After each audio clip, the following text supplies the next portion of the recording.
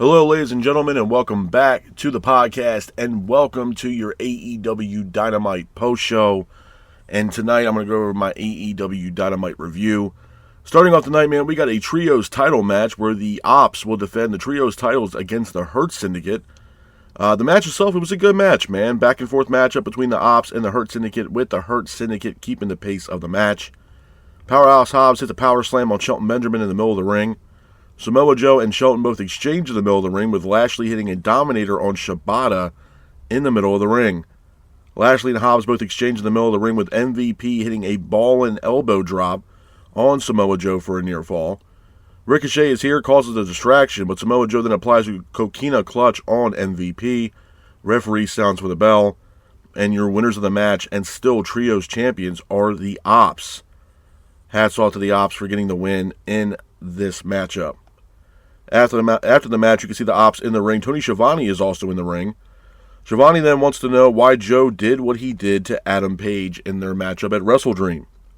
Joe says that he did what he did because he exists, and that anybody that has a title, he is coming for them. Joe then mocks the fans as well as Adam Page. So it looks like Samoa Joe has some unfinished business with Adam Page. Moving on from that, we have Darby Allin. Darby Allin comes out to the ring, grabs a microphone. He walks out to the ring holding the AEW flag, the flag that he climbed Mount Everest with. Darby talks about Mount Everest. He also says that he will die for AEW. After that, Darby then shows off his battle scars from his matchup that he had with Jon Moxley at WrestleDream in their I Quit match. Darby says, though, wherever the Death Riders are going to be, Darby is right there to attack them. So it looks like Darby Allin has some unfinished business with Jon Moxley and the Death Riders. Moving on from that, we go into our next match of the night, where the winner of this matchup will choose their opponents in the first round of the Women's Tag Team Tournament. It is Megan Bayne teaming up with Penelope Ford to take on Julia Hart and Sky Blue versus Harley Cameron and Willow Nightingale versus Queen Aminata and Jamie Hayter. The match itself was a decent match, back and forth matchup with Ford and Bayne keeping the pace of the match. But Jamie Hayter ends up hitting the finish on Penelope Ford, pins for the 3, and your winners of the match are Jamie Hayter and Queen Aminata. After the match, you can see Hayter grab a microphone. Hayter tells the fans, why wait? We're going to choose our opponents right here, right now. And Jamie Hayter chooses the Sisters of Sin, Julia Hart and Sky Blue, to be their opponents in the first round of the Women's Tag Team Tournament. Some interesting stuff there from Jamie Hayter. Moving on from that, we have Mercedes Moné celebration after she just won her another title, if you will. Moné tells Renee to leave the ring. Moné's puppet then mocks Moné. Moné looks pissed off. She's pretty much telling Harley Cameron to leave the ring. Moné says that tonight is all about her. Moné then pushes the puppet into the... Moné then pushes the puppet. The puppet then is revealed to be Chris Statlander. Statlander then attacks Moné, setting Moné pretty much head first into a table. Moné's covered with some kind of cake. And then Statlander puts Moné right through the table, pretty much setting up their matchup between Moné and Stat at Full Gear.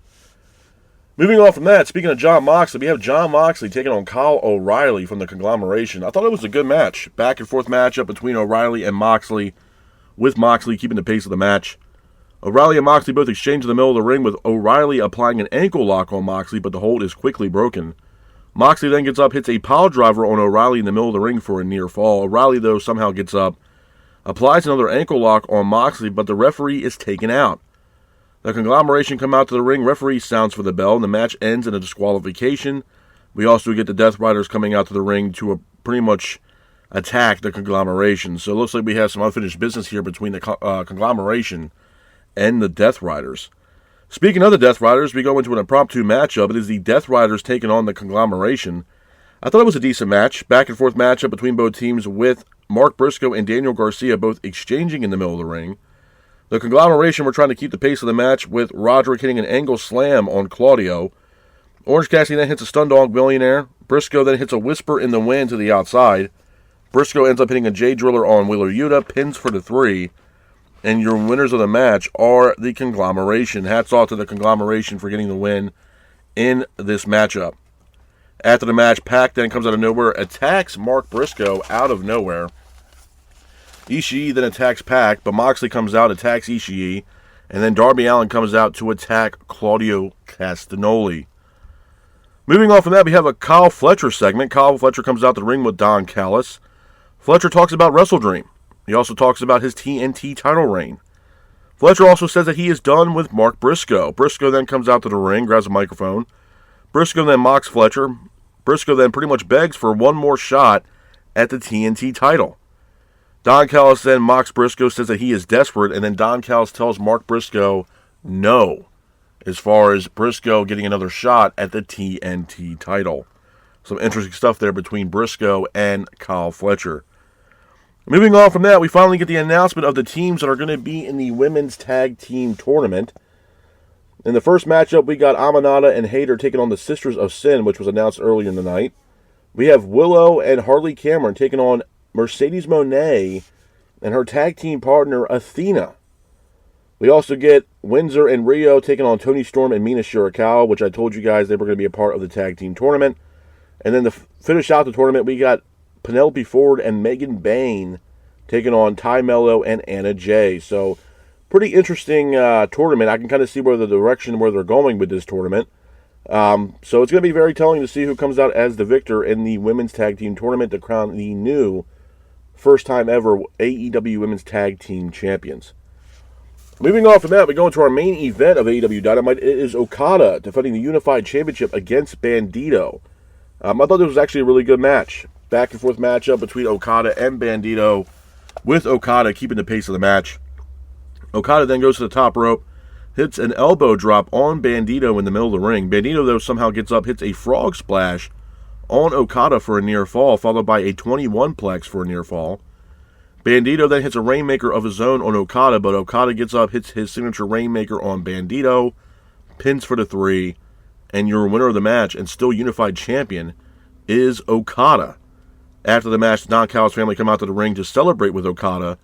Takeshita, though, he comes out to the ring. He's standing on the ramp, pretty much staring down Okada. Looks like we might actually get a matchup here between Takeshita and Okada at this year's Full Gear. Some interesting stuff there between Takeshita and Okada. Couple of things I want to talk about with you guys, man, when it pertains to AEW Dynamite before I get the hell up out of here. Number one, was it a decent show? It was an okay show at best, and that's putting it very nicely. I told you guys, man, for the past couple weeks that I'm trying to do my absolute best not to shit on this show. And I'm going to be honest with you guys, man, it's tough. It's hard, man, because, again, a lot of the direction of this company, there's some people out there saying that, that Dynamite last night, it's forwarding storylines and making storylines better, and it's progressing the story. What story, man? Darby Allin and Jon Moxley? I mean, not for nothing. The thing with Darby and Moxley, okay, we got the I Quit match where Darby was successful with the help of Sting to get him the win in that matchup.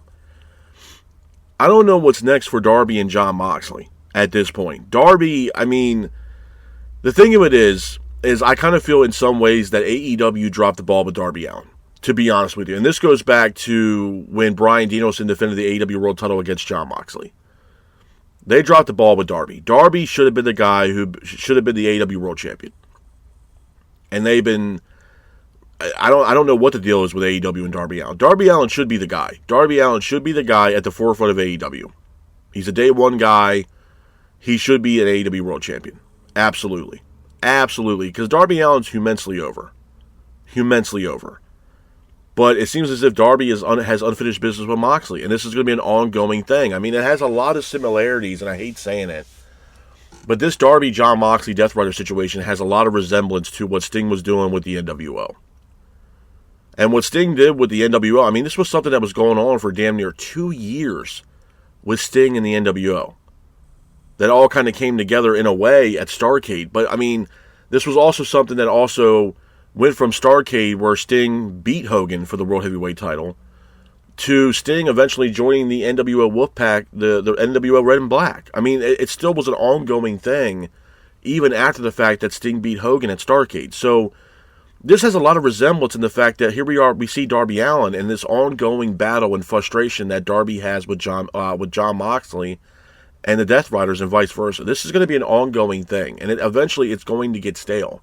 because there's not much more to this point that you can do with Darby Allin and Jon Moxley. The other thing that I'm a little confused about too, and quite frankly a little bit worried about, is the Hurt Syndicate.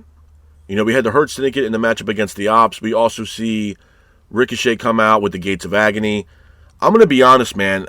The thing with the Hurt Syndicate that irritates the hell out of me at this moment in the juncture that we're in with AEW, this needs to be something where AEW needs to contemplate bringing in other talent to join the Hurt Syndicate, whether it's Cedric Alexander or something like that. And I made comments about this last week where there needs to be something where Shelton and, like, it could be Shelton and, say, Cedric Alexander are in the tag team.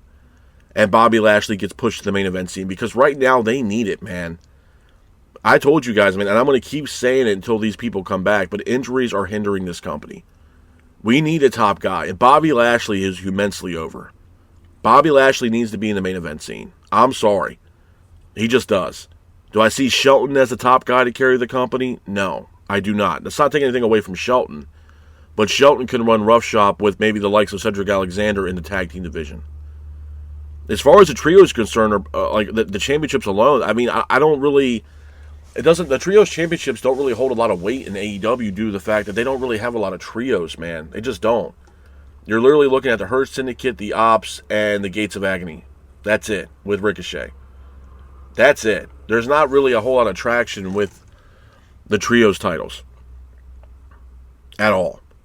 I mean, you can look at the Gun Club with, you know, Jay White and Juice Robinson and Austin and Colton Gunn, but right now I believe it's Austin who's out, or Colton, and right now they don't have the fully assembled Bullet Club Gold, if you will, or the Gun Club. So that's out. So there's not really a whole lot of traction with the trios titles right now. And the shit between the Hurt Syndicate and the Gates of Agony, it's getting stale, man. It's getting stale. Honestly. Ricochet has, I mean, the thing with Ricochet, bro, to be honest, is that creatively, this might be the worst time in his career creatively with Ricochet, to be honest. And that's not saying a lot, because creatively in WWE, they really didn't have any idea what to do with Ricochet. They had no idea. Ricochet and the Gates of Agony, I mean, it's running its course, man. And honestly, I don't even know what the hell's next for the Gates of Agony and Ricochet at this point. I mean, seemingly they want to continue this storyline here with the Hurt Syndicate. Bro, it's run stale. I mean, how many tag matches or trios matches can we get between the Hurt Syndicate and the Gates of Agony and Ricochet? Honestly. Until it gets to a point where it's like, man, we done seen this shit like 15, 20 times already. It's getting stale. It really is getting stale. So that was my other issue with last night. On top of the Samoa Joe shit, or the, you know, the whole deal with Darby Allin and Jon Moxley. To me, it's just, I don't know, man. We got no likes of Adam Page, even though Adam Page was supposed to be scheduled for Collision, which I know they were taping that night, so he was in the building. But Adam Page didn't appear on Dynamite, unless it was except for a vignette that was played, that was being played pretty much after his match that he had with Joe at Wrestle Dream. So there was no sign of Adam Page, no rebuttal from Page, except for Collision, which I wasn't really too keen on that either. Mercedes Moné, this is another thing too, man. Look, I'm going to be honest, and this might be far-fetched, but this is just me being a little bit of a conspiracy theorist here. I didn't know Moné was going to actually be in the tag team tournament, or that she was going to team up with Athena. I did not see that coming at all.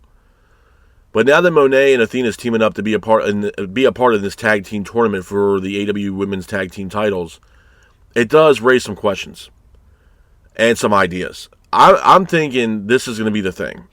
I think Moné and Athena are going to be in the finals of this Women's Tag Team tournament. There's a very good chance that Moné would win the AEW Women's Tag Teams for the first time ever. But then we also get to Full Gear. Moné has a matchup against Statlander for the AEW World title. And this is where things might confuse a lot of people. I can see Moné adding the Women's Tag Team titles to her repertoire of titles that she currently has right now. No harm, no foul. But then we get to Full Gear against Statlander. I'm thinking, and call me crazy, that Statlander would beat Moné at Full Gear and retain the AEW Women's Championship. And the reason why I'm saying that is because the storyline is in itself, if they do it correctly, in the fact that Monet can't win the big one. That the AEW Women's Championship is always going to be that one title that's going to elude Monet for her entire AEW run. It puts over Statlander. It means that the AEW Women's Championship is not around the waist of Monet. And then we go into 2026 with Mercedes Moné, and she slowly starts losing these titles that she currently has right now, where Monet basically hits rock bottom. She loses a CMLL Women's title, she loses a TBS title, so on and so forth. But that one title being the AEW Women's World Championship that's always going to elude Monet. The one title she can't win. And I think that's the direction that AEW is going here, which I think is very, very interesting and very telling. So I have no problem if Monet is going to walk out the first ever new AEW Women's Tag Team Champions with the likes of herself and Athena. But when we get to Full Gear, she comes up short against Statlander, and Statlander still walks out still AEW Women's Champion. I'm not against that at all. To me, if I had to predict the finals, it's going to be Monet, Athena versus Toni Storm and Mina Shirakawa. That's the finals to make for the Women's Tag Team Tournament bracket. Monet and Athena taking on Toni Storm and Mina Shirakawa. That's the match to make. That's the money match. But I can see Monet and Athena walking out as the first ever AEW Women's Tag Team Champions. Absolutely. Then we get the Full Gear when we have Monet versus Stat, and Stat is successful over Monet, and Statlander retains the AEW Women's Championship, and then we go into 2026, and that's the downfall of Monet, where she starts losing these titles progressively over time, and she hits rock bottom. That's what people want to see. That's at least what I want to see. And my other thing is Kyle Fletcher with Mark Briscoe. I'm going to be honest, man. Briscoe, I told you guys, I respect the hell out of Mark Briscoe. I really do. I think Briscoe is severely underrated. I think the Briscoes tag team in itself were severely underrated. They're one of the best tag teams of all time, especially in my generation, hands down. But when it pertains to Mark, he's been in countless Continental Classic tournaments. He's come up, as a loser, pretty much. We got the match already with him and Kyle Fletcher at Wrestle Dream, where Briscoe was unsuccessful in beating Kyle Fletcher, and Fletcher retained the TNT title. I'm going to be honest, man, I don't want to see them run this back. I just don't. Briscoe, it's not going to, for one, it's not going to do anything good for Kyle Fletcher if he drops his TNT title right now. It's not. And it's going to affect Fletcher a whole hell of a lot if he drops the belt to Mark Briscoe, or to anybody for that matter right now. Briscoe, I feel like, unfortunately, Mark Briscoe is in a position right now within AEW where AEW really doesn't know what to do with Mark Briscoe. He's a wild card. He's one of those guys where I talked to somebody not too long ago, and when it pertained to Mark Briscoe, especially after the match with Fletcher at Wrestle Dream, and a buddy of mine said, man, Briscoe is starting to become, the pro jobber. And I was like, what do you mean by that? He said, bro, he's, besides the match that he had with MJF, which should have put him in a number one contender spot against Adam Page at Wrestle Dream, which unfortunately that did not happen. Briscoe is a guy that's always putting everybody else over. And the company is allowing Briscoe to put people over, which is not necessarily bad.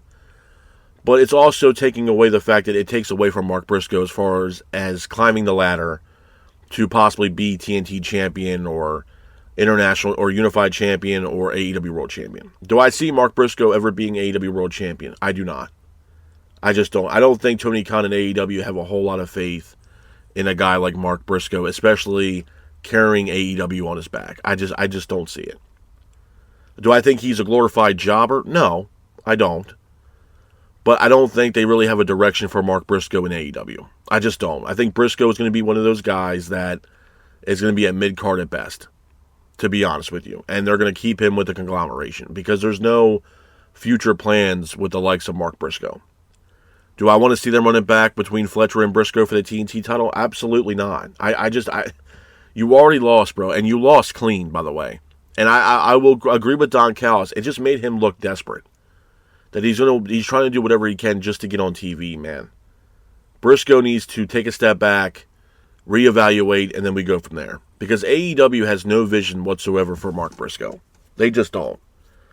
They don't. And right now, it's crazy because with the injuries that AEW has sustained as of late and losing top names like a Will Ospreay and a Swerve Strickland and an Adam Cole and so on and so forth, no Adam Copeland, they're losing top guys in the main event scene right now. Guys that, they're hopeful that Swerve might return the winner. I don't know. So they need to start building main event talent and building future stars of this company. I made comments like I made earlier about Bobby Lashley. Lashley should be the main event scene.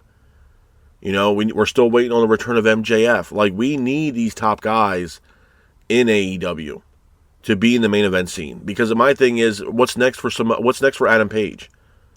Are they really contemplating running it back with Samoa Joe and Adam Page at Full Gear? Who the hell wants to see that? When we get to Full Gear in November, this needs to be Adam Page versus MJF for the AEW World title. Hands down. Because there's no other match to make on paper that's even remotely going to make sense at this point if it's not MJF. There's nobody else, folks. There really isn't. And they need to build that storyline leading up between Adam Page and MJF, where MJF cashes in, signs the contract, gets his rematch with Page, and MJF is somehow successful in that matchup and becomes new AEW World Champion. And then we might get Bobby Lashley in the main roster scene where Bobby Lashley will challenge MJF for the AEW World title. They need to figure out something. Because right now, it's just not working, man. It's just not. Am I excited for the women's tournament? For the AEW Women's Tag Team titles? I am. I think Monet and Athena teaming up is going to be very interesting. To me, if I had to predict the finals, like I mentioned earlier, it's going to be Monet and Athena taking on Mina Shirakawa and Toni Storm. That's the money match to make. Absolutely. What they do after that, who knows? With the AEW Women's Tag Team titles, I have no idea. But I'm looking forward to see what happens next with it, for sure. But we need to start getting build. That's just the bottom line of it, man. This company, lacking storylines, it's probably one of the worst wrestling companies to watch on a weekly basis for as far as Dynamite's concerned. It's hard to watch, man. There's no direction, there's no storyline, there's no, really anything to really get you invested in the product right now. They need to get back to what brought them to the dance, and I made that abundantly clear now for the past couple of weeks. They need to figure it out, and figure it out quick, man, because it's not looking good for AEW. It's just not, and I want this company to stay around for the next 15 to 20 years. They need to figure it out.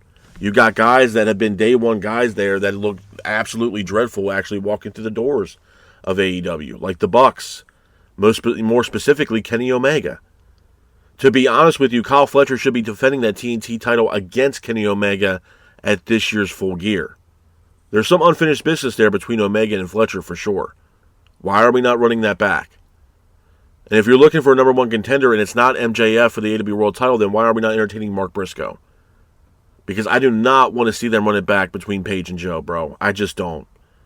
Joe being a heel, it's not coming off organically. He's just trying to sell whatever he can sell to be a heel and get himself an AEW World title opportunity once again. There's nobody else, bro. With Wardlow being out, Ospreay, Swerve, Adam Cole, it is hurting this company. Just like Andrade. Andrade comes in, they could have put him as a top guy. He's going to be out. And from what I heard, Andrade's going to be out for an entire year due to this new non-compete clause that WWE has now. Hell, Samantha Irvin, the former ring announcer for WWE, has a 2-year non-compete clause, which is absolutely fucking insane. Especially for someone like Samantha Irvin, who wasn't even an in-ring performer, but's got slapped with a 2-year non-compete clause from WWE where she can't do shit. It's insane, bro. It's absolutely insane. So there's a very good chance that we're not going to see Andrade for an entire year. That's why we haven't seen him for the past couple of weeks on Dynamite. Because of WWE.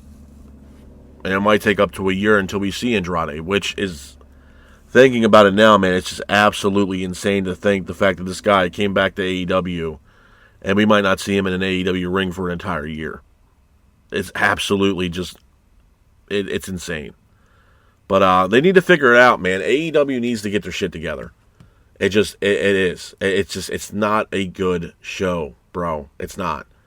I gave my conspiracy theorist for as far as Monet. Yeah, I can see Monet and Athena winning the tag team titles. And then we get Monet and Statlander at Full Gear, where Monet is unsuccessful in beating Stat. And Chris Statlander walks out still AEW Women's Championship, where the AEW Women's title will always be that one title that always eludes Mercedes Moné. It's the one title she just can't win. And then we go into 2026, and Moné slowly has the downfall. She slowly starts to lose all these titles that she has gained over the past year and a half. And then we get the downfall of Moné. I think that's the story to make it itself. And Statlander walks out full gear, still AEW Women's Champion. But, like I said, man, AEW has a lot to figure out. They really do. They need to get back to telling storylines to get the fans captivated with the show and get us, intrigued with the shows week in and week out, especially leading us up into these pay-per-views that we're all buying to watch AEW's products. So we need storyline. We need more intrigue with the show so the fans can actually get invested into AEW's product. But with that being said, though, this is my review of AEW's Dynamite. I hope you guys are out there staying safe. Be careful, and remember, stay classic. Peace.